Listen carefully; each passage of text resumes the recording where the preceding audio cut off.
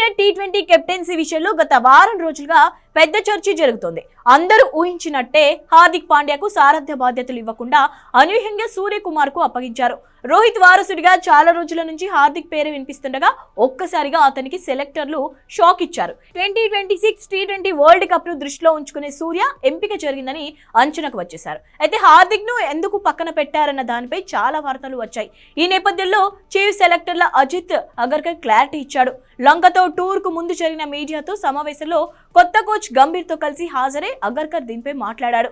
Fitness సమస్యల కారణంగానే హార్దిక్ కు కెప్టెన్సీ ఇవ్వలేదని స్పష్టం చేశారు.